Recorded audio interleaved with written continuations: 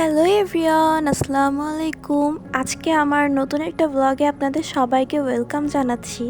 আজকে আমি অনেক সুন্দর একটা সিটি ভিজিট করেছি। সিটিটা হচ্ছে কুষ্টিয়া।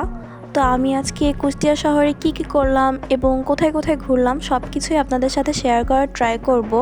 কুষ্টিয়া সিটিটা ভিজিট করার পরে আমি কুষ্টিয়ার অনেক বড় একটা ফ্যান হয়ে গেছি। আমার জেলা কুষ্টিয়া, আমি যেখানে থাকি আর কি, সেটার জেলা হচ্ছে কুষ্টিয়াতে, বাট আমি এই ফার্স্ট কুষ্টিয়া শহরের উপরে আসছি। তো আমার কিন্তু এই শহরটা খুবই পরিষ্কার পরিচ্ছন্ন মনে হয়েছে আর অনেক সুন্দর লাগছে। আমার কাছে মনে হয়েছে যে সব থেকে বড় বড় যে শহরগুলো আছে তার মধ্যে কুষ্টিয়া একটা, কারণ এখানের পরিবেশটা অনেক সুন্দর। আমার হাজব্যান্ডের একটা পার্সোনাল কাজ থাকায় আমরা কুষ্টিয়াতে আসছিলাম।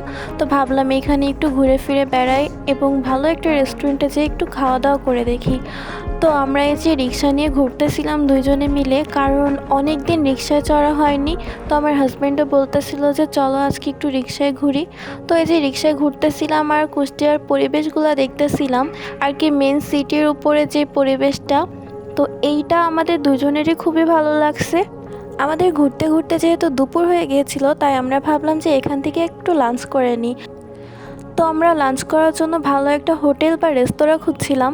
যেহেতু আমরা এখানে নতুন, তাই কোনো ভালো রেস্তোরাঁ বা হোটেল চিনি না, তাই আমরা হচ্ছে রিক্সাওয়ালা ভাইয়ার সাহায্য নিয়ে একটা রেস্টুরেন্টে চলে আসলাম। আর এই রেস্টুরেন্টের নাম ছিল ক্যাফে দি পাস্তা।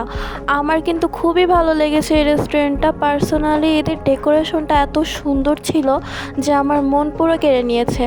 তো যাই হোক, এখানে আমি একটু ভিডিও করে নিচ্ছিলাম। আর আমরা অর্ডার করেছিলাম কাচ্চি, আর এই কাচ্চিটার নাম ছিল হচ্ছে কাচ্চি ক্রাশ, আর তার সাথে নিয়েছিলাম সফট ড্রিঙ্কস হিসেবে কোক।